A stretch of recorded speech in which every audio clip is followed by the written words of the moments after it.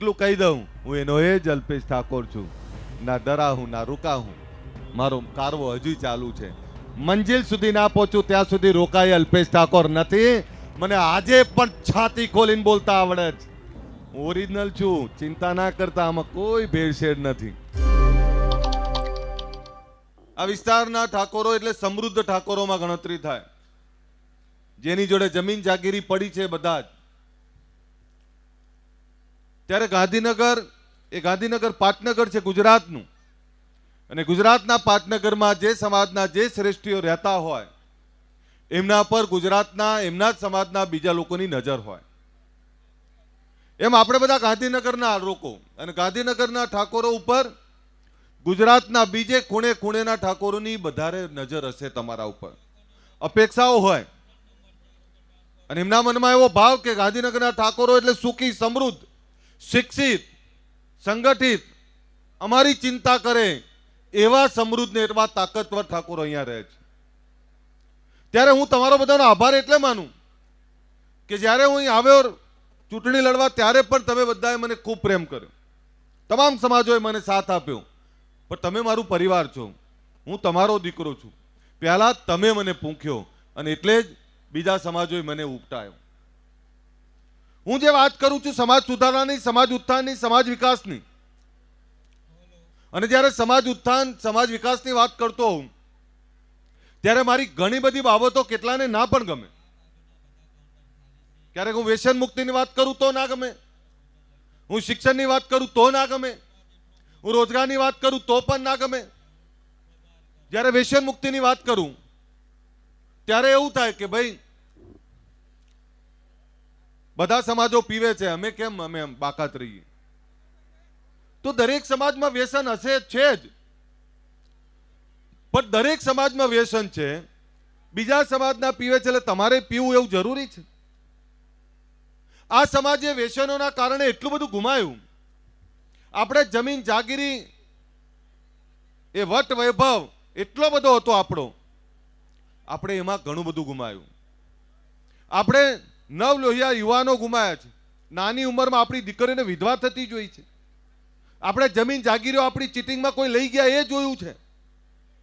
એક વ્યક્તિ નશો કરે ને આખું પરિવાર બરબાદ થાય, એક વ્યક્તિ નશો કરે ને આખો સમાજ બરબાદ થાય, તો વાત તો કરવી પડે.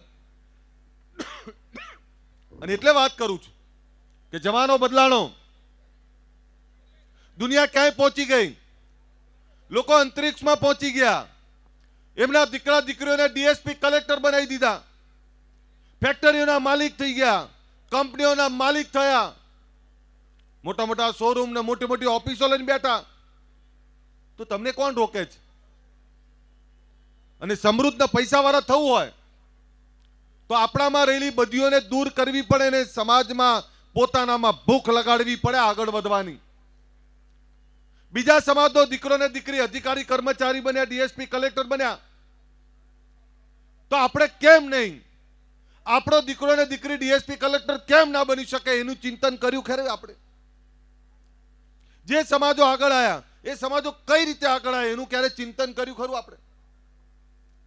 તમને સીધો દાખલો આપું. સ્વામિનારાયણમાં માનનારો માણસ ક્યારે દુઃખી જોયો તમે? સ્વામિનારાયણ ભગવાનની શિક્ષાપત્રી વાંચતો હોય, દરરોજ એનું પાલન કરતો હોય, એના સત્સંગમાં જતા હોય, સ્વામિનારાયણ સંપ્રદાયમાં માનનારો માણસ એની આવક ઓછી હોય તેમ છતાં સુખી હોય છે. એનું કારણ શું છે? ક્યારે અભ્યાસ કર્યો છે? એનું કારણ એ છે કે એમાં વ્યસનો નથી. ત્યાં વ્યસન મુક્તિની વાત કરે છે, આહારના વિકારની વાત કરે છે, ત્યાં વાત કરે છે એ લોકો બદીઓથી દૂર રહેવાની, અને એના કારણે એમની ઘણી બધી તકલીફો ત્યાં ઓછી થાય છે. આઝાદી વખતે તમામ સમાજો સરખા હતા, દરેક સમાજોમાં સમાનતા હતી, આપણી જોડે જમીન જાગીરી વધારે હતી. પણ આઝાદી વખતે ઘણા બધા સમાજોએ પરંપરાગત વ્યવસાયો અપનાવી લીધા, ઘણા બધા સમાજો શિક્ષણ તરફ દોડ્યા. જે લોકોએ શિક્ષણ અપનાવ્યું, જે લોકો શિક્ષણ તરફ દોડ્યા, એ બધા જ સમાજો આજે આગળ છે અને સુખી છે. એટલે આપણે પણ જાગ્યા ત્યાંથી સવાર આપણે પણ શિક્ષણ તરફ દોટ માંડવી જ પડે. અને ફક્ત 10મું 12મું કોલેજ કરવા પૂરતું નહીં, એક ગુણવત્તાવાળું શિક્ષણ જેનાથી અધિકારી કર્મચારી બની શકાય, જેનાથી ફેક્ટરીના માલિક બની શકાય, જેનાથી સારો ધંધો રોજગાર કરી શકાય, જેનાથી સારી ખેતી કરી શકાય, જેનાથી પોતાના પૈસાનું સારું મેનેજમેન્ટ કરી શકાય, એ પ્રકારની દિશા નક્કી કરવી પડે. દરેક સમાજો આગળ આવ્યા છે, એમાં બધું જ શીખવું પડે. કોઈ સમાજની ઈર્ષા ના થાય. તમે કોઈ સમાજની ઈર્ષા કરશો તો તમારું કંઈ નહીં થવાનું અને સમાજનું કંઈ નહીં થવાનું. જે સમાજો આગળ આવ્યા છે એમાંથી આપણે બધા શીખીએ. હું જ્યાં જઉં છું ત્યાં જ વાત કરું છું, એટલે વાત કરું છું કે તમારો બનાવેલો છું, તમે મને બનાવ્યો છે, મને ઓળખ આપનાર તમે છો. ઘણા બધા મને એવું કે કલ્પેશભાઈ તમે ઠાકોર સમાજને નવી ઓળખ આપી. ના, આ ઠાકોર સમાજે મને ઓળખ આપી છે ને એટલે બોલતો થયો છું અને એટલે આ વાત કરતો થયો છું. આ તમે ઓળખાણ આપી છે ને એટલે બોલું છું ને એટલે સાચું ને કડવું બોલું છું. ઘણા બધાને મારી વાત ના ગમે, પણ હું તમારો છું, તમને હું સાચું નહીં કહું, તમારો દીકરો સાચું નહીં કે કોણ કહેશે?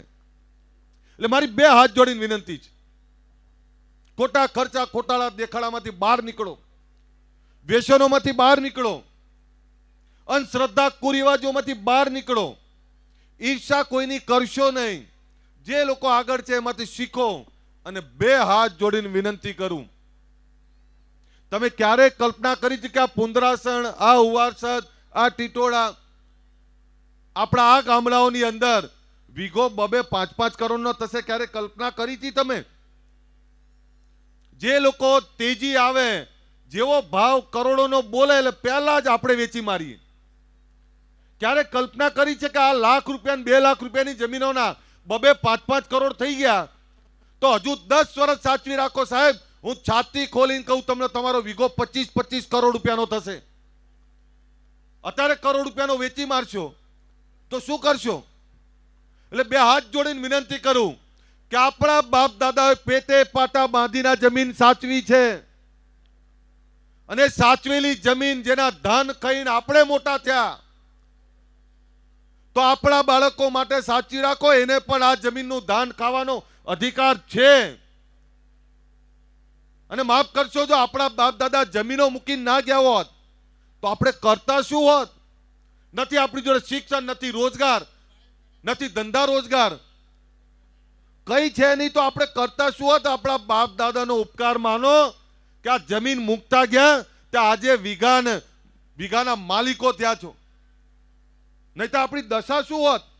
ગુજરાતનો સૌથી મોટો મજૂર સમાજ હોત આપણે. પણ વિનંતી એ છે મારી તમને કે આ સમૂહ લગ્નમાં જેની પરિસ્થિતિ ના હોય એ જ જોડાય, એવું ના હોય. હું મારો દાખલો આપું. મારા દીકરાના મેં 15,000 રૂપિયામાં લગ્ન કરાયા. હવે આપણા પાછું એવું મેણું મારે બધા, અને ઘરના એવું કે બધાનું ખાધું છે, કુટુંબ એવું કે બધાનું ખાધું છે, કેમ બીજાને જમાડવું નહીં? કોઈ કહેવા નહીં આવતું. મેં 15,000માં મારા દીકરાને લગ્ન કર્યા. મને કોઈ આપણો સમાજના કહેવા ના આવે કેમ તમે 15,000માં કર્યા. આગેવાન તરીકે આગેવાને પહેલા જે વ્યસન ના કરતો હોય, દારૂ ના પીતો હોય ને, એને જ દારૂની વાત કરવી પડે. પણ આપણી કમનસીબી એ થઈ કે અલ્પેશ ઠાકોર દારૂ પીતો હોય એટલે બીજાને એવું કે તમે દારૂ ના પીશો, એટલે મને કોઈ વખત તમે જ બંધ કરો, એટલે હું પાછળ એવું કહું હું તો મોઘો પીવું છું. એટલે ઝેર સસ્તું કે મોંઘું, ઝેર તો ઝેર જ હોય. તમે ક્યારે કલ્પના કરી છે?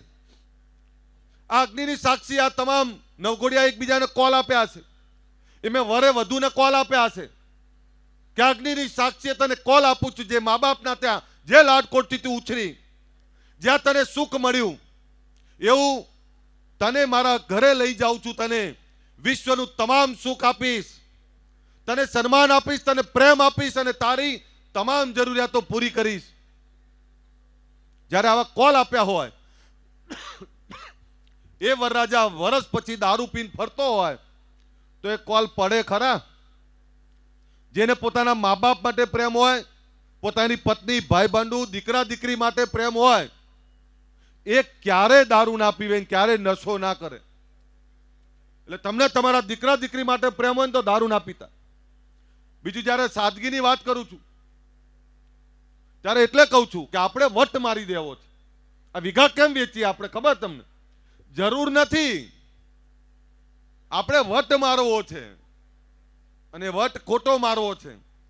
આપણા બાયડના ધારાસભ્ય ધવલસિંહ ઝાલા આપણી વચ્ચે આ છે, એકવાર જોરદાર તાળીઓ પાડી.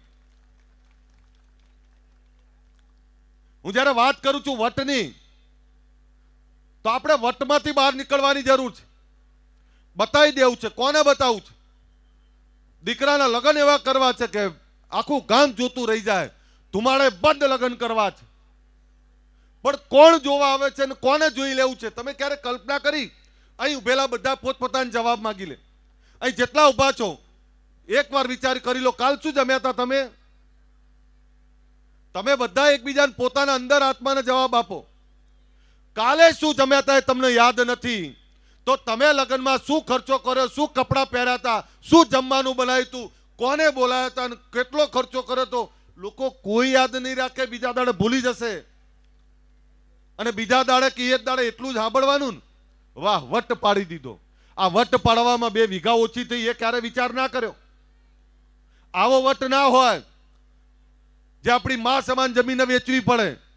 હા, તમારી જરૂરિયાત હોય, તમારે ફેક્ટરી નાખવી હોય, તમારે દીકરા દીકરીને વિદેશ ભણવા મોકલવા હોય, અહીંયા દીકરા દીકરીને ભણાઈને IAS IPS બનાવવા હોય, તો અડધો વીઘો ઓછો કરશો ને તો લેખે લાગશે. એ અડધો વીઘો ઓછો કર્યો હશે ને તો અધિકારી કર્મચારીને કંપનીનો માલિક બનીને એ તમારી 100 વીઘા જમીન પાછી લઈ આવશે. પણ લગ્નમાં વાપરેલા 2 વીઘા પાછા નહીં આવે. અને જે વરરાજાને તમે પૈણાયો 2 કરોડનો ખર્ચો કરીને, વર્ષ પછી એ વરરાજો બેકાર ફરતો હોય, એના કદમ 5000 ના હોય, ત્યારે લોકો મેણું મારશે એને. અને ત્યારે દીકરો એવું કહેશે બાપ તરીકે તમને કે બાપા મને તો ખબર નથી પડતી, પણ આ 2 વીઘા ઓછી ના કરી હોત ને તો આ 50 લાખમાં જે ઓછી કરેલી 2 વીઘા આજે 10 કરોડની થઈ ગઈ. બાપા મને ખબર નથી પડતી, પણ તમને તો પડતી હતી ને. દીકરો માફ નહીં કરે સાહેબ, એટલે માફ કરો. આ ગાંધીનગરના ઠાકોરો જોડે આજે 3 થી 4 લાખ કરોડ રૂપિયાની જમીન પડી. 3 થી 4 લાખ કરોડ એટલે ખબર પડે તમને? આ દેશના ઉદ્યોગપતિઓ જોડે જેટલા પૈસા હોય ને એટલી ખાલી ગાંધીનગર, કલોલ ને દસકોઈના ઠાકોરોની જમીનના પૈસા ભેગા કરો ને તો એ લાખો કરોડ રૂપિયા થાય. તો હાચવી રાખો. આજે 2 કરોડ થયા છે, કાલ 10 થશે, કાલ 25 થશે. આ થલતેજ, આ સિંધુ ભવન, આ અમદાવાદ, તમામ જમીનો આપણી હતી 60-70%. 100 કરોડ રૂપિયા વીઘો થયો, એમને ક્યારે કલ્પના નહીં હોય. એ 100 કરોડ રૂપિયાનો વીઘો થઈ ગયો. તો એ હાચવી રાખી હોત તો આપણે કોલર ઊંચું રાખીને બેઠા હોત કે આ સિંધુ ભવન ઉપર અમારાની આ પડી છે. સાહેબ, ગર્વ તો આપણે લેવું છે. આ એટલે વારંવાર કહું છું જમીનોનું કે જમીન સાચવશો તો પૈસા વધવાના છે, ઘટવાના નથી. એટલે જમીન જાગીરી ના વેચો, ખોટા થૂ પણ આમનારો, ખોટા અહમમાં ના રહો અને કોઈ એકબીજાની ઈર્ષા ના કરો. બધા એકબીજાને પ્રેમ કરો, એકબીજાને સાચો, એકબીજાને મદદરૂપ થાવ. જો રાજનીતિ આવતી જતી રહેવાની, રાજનીતિ દરેક વ્યક્તિ સમય આવે જેને જે કરવું એ કરે, પણ સમાજની ચિંતા કરે ત્યારે તો બધા ભેગા રહો. ચૂંટણી આવતા જે કરવું એ કરજો. પણ આપણે તો સરપંચની ચૂંટણીમાં ગામના 3 ભાગ પાડીને બેઠા હોઈએ. લડો ને 25 જણા લડો ગામમાં તમતા, પણ બીજા દાડે ભેગા ચા પાણી કરી લો. ભાઈ ચૂંટણી જે લડે વિષય પૂરો થઈ ગયો, બીજા દાડે ચા પાણી કરી લો. તમે ચૂંટણી લડવામાં ગામની એકતા શું કરવા તૂટે? ગામની એકતા ના તોડો, ગામને એક રાખો. અને ગામની એકતા રાખશો ને તો જ તમે આગળ જશો. દુનિયા વિદેશમાં ભણવા જતા રહે, એમના દીકરા દીકરીઓ વિદેશમાં ભણે. તમે પાટીદાર સમાજનો દાખલો આપો, આ દુનિયાના મોટા ભાગના દેશોમાં એમના દીકરા દીકરીઓ ભણે. આપણે તો શું કરીએ છીએ? અહીંથી અમદાવાદ મોકલવા હોય ને તો એમ કહે ના, એને ના ફાવે ત્યાં. તો પાટીદાર, બીજા સમાજો, આજે રબારી સમાજ ક્યાં છે, આજે પ્રજાપતિ સમાજ ક્યાં છે? આ તમામ સમાજોનો અભ્યાસ તો કરો. તો એ એમના દીકરા દીકરીને પ્રેમ નહીં કરતા. એ અમેરિકા, ઇંગ્લેન્ડ કે ઓસ્ટ્રેલિયા, ન્યુઝીલેન્ડ મોકલી શકે. તો આપણે જ આપણા દીકરા દીકરીને પ્રેમ કરીએ. જેણે પોતાના વિકાસ, પોતાના બાળકોના ડેવલપમેન્ટ માટે વતન છોડીને બહાર મથ્યા, એ બધાએ વતનનું નામ મોટું કર્યું છે. જે ગામ છોડીને બહાર કમાવા ગયા, ધંધા રોજગાર કરવા ગયા, એ બધા જ લોકોએ ગામનું નામ રોશન કર્યું છે. એટલે મારી વિનંતી છે, દીકરા દીકરીને પેટે પાટા બાંધીને ભણાવો. એ ભણેલો દીકરો ને દીકરી કોડુનું નામ રોશન કરશે.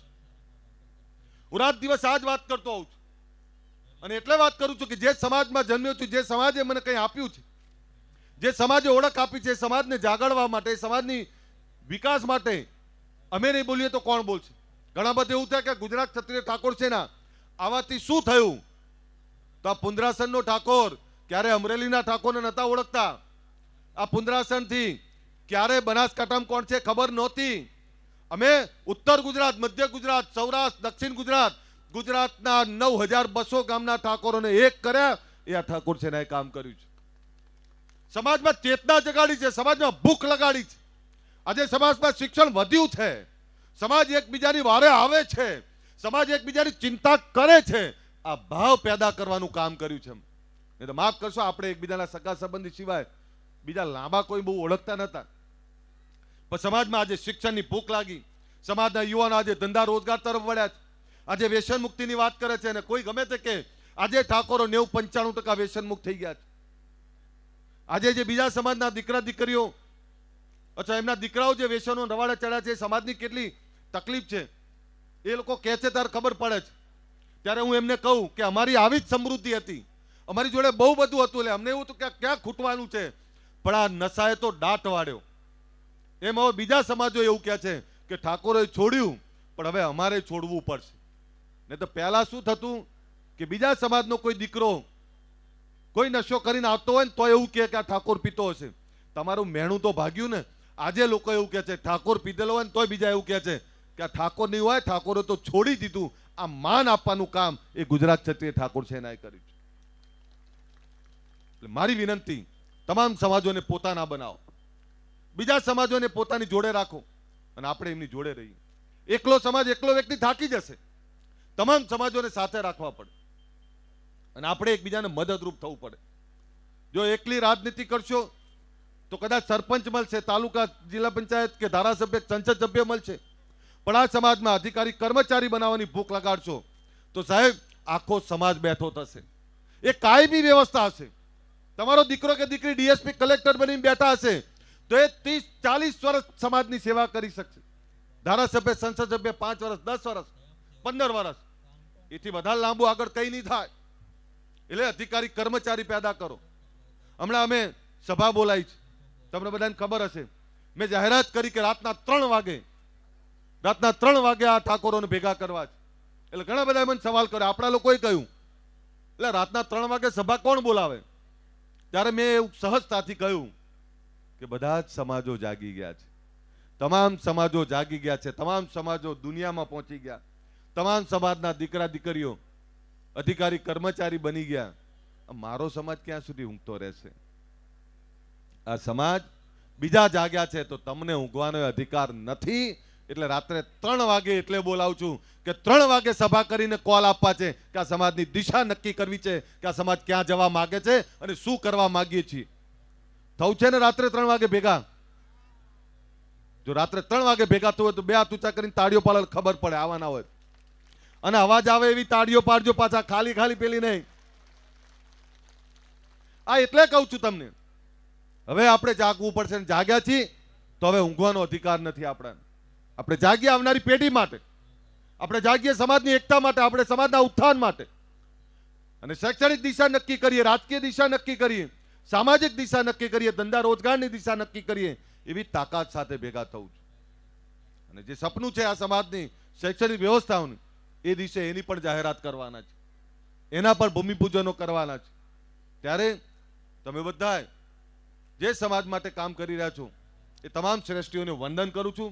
આ સમાજના જેટલા પણ મંડળો ચાલે છે, જેટલી પણ સંસ્થાઓ ચાલે છે, કોઈ સ્કૂલ ચલાવે, કોઈ લાઇબ્રેરી ચલાવે, કોઈ સમૂહ લગ્ન કરે, કોઈ ધાર્મિક મેળાવડા કરે, આ તમામ સમાજ શ્રેષ્ઠીઓને હું વંદન કરું છું. અને અહીંયા બેઠેલા તમામ આગેવાનોને વંદન કરું છું. તમને વિનંતી કરું છું કે એક થાવ, ખોટા ખર્ચામાંથી બહાર નીકળો. સમૂહ લગ્ન એ કોઈ સામાન્ય લોકો જ લગ્ન કરે એવું નહીં. સમૃદ્ધ લોકોએ, સુખી લોકોએ પણ સમૂહ લગ્નમાં જોડાઈ સાદગીથી લગ્ન કરી અને દાખલો બેસાડવો પડશે. તમારી જાણ માટે આહિર સમાજ બહુ સુખી. આહિર સમાજમાં 13ના દિવસે, એક જ દિવસે, આખા વર્ષમાં એક જ મુહૂર્ત હોય. આપણે કેટલા બધા મુહૂર્ત હોય છે.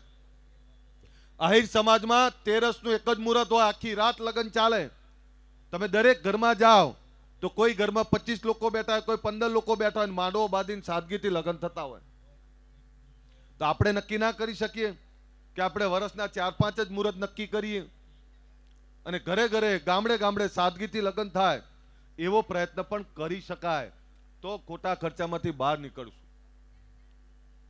ગાડી લાવી છે તો નોકરી કરવી પડે, ધંધો કરવો પડે. વીઘા વેચીને ગાડીઓ લાવાય નહીં, વીઘા વેચીને છોકરાને વરઘોડા કઢાય નહીં. એટલે વીઘા ના વેચો, વીઘા હાચવી રાખો. તમને એવું લાગશે કે આ 2 કરોડ બહુ કહેવાય, આવનારા સમયમાં 2 કરોડ ઓછા થઈ જશે. આ વીઘો તમારો 2 કરોડનો 10 વર્ષ પછી 25 કરોડનો હશે. આ મારી જોડે લખીને લઈ જાઓ. એટલે વીઘા ના વેચો, દીકરા દીકરીને ભણાવો, એ કરો, સમાજમાં એકબીજાને મદદરૂપ થાવ અને વ્યસનોમાંથી બહાર નીકળો. અહીંયા આટલું સરસ આયોજન કર્યું છે. આ સમૂહ લગ્ન સમિતિ, બધા અહીંયા આવો. આ સમૂહ લગ્ન સમિતિના જે યુવાનોએ કામ કર્યું છે, આ બધાએ ખૂબ ધગસથી કામ કર્યું છે. એક વાર જોરદાર તાળીઓ આમના માટે પાડીએ બધાએ. જરા ખખડીને પાડો, અવાજ આવવો જોઈએ. અને બધા હીરો જેવા લાગે છે ને, એક સરખા કપડા પહેર્યા છે. આવી જ એકતા રાખજો, એકબીજાની વારે જાઓ, એકબીજાની જોડે રહો. અને મને જે આપ્યું છે એટલું કહી દઉં, હું એનો એ જ અલ્પેશ ઠાકોર છું. ના ડરા હું ના રૂકા હું, મારો કારવો હજુ ચાલુ છે. મંજિલ સુધી ના પહોંચું ત્યાં સુધી રોકાય અલ્પેશ ઠાકોર નથી. મને આજે પણ છાતી ખોલીને બોલતા આવડે છે. હું ઓરિજિનલ છું, ચિંતા ના કરતા, આમાં કોઈ ભેળસેળ નથી. એટલે જ્યારે કંઈ તકલીફ પડે, જ્યારે જરૂર પડે, અલ્પેશ ઠાકોર તમારી જોડે છે. પણ હા, તમારે દરેક સમાજને સાથે રાખવા પડશે. એકલા થાકી જશો. હજુય કહું, આપણે દરેક સમાજને જોડે રાખી, જે સમાજો આગળ આવ્યા એમને પૂછવું પડે કે તમે જે આગળ આવ્યા અમને દિશા આપો. આ ગુજરાતના તમામ સમાજો એકબીજાને મદદ કરતા હોય છે, તમામ એકબીજાની જોડે રહેતા હોય છે. આપણે પણ દરેક સમાજોને જોડે રાખીએ અને દરેક સમાજોની સાથે રાખીને સમાજનો વિકાસ કરીએ. આવનારા સમયમાં આજ ગાંધીનગરમાં આપણા શૈક્ષણિક ભવનનું ખાતમુહૂર્ત કરવાના છીએ 26 જાન્યુઆરી સુધીમાં. એટલે એના માટે પણ તમને આમંત્રણ આપવાના છીએ. ફરીથી આપ બધાનો ખૂબ ખૂબ આભાર. અને આ લોકો માટે એકવાર જોરદાર તાળીઓ. આભાર. બોલો ઠાકોર સમાજ કી.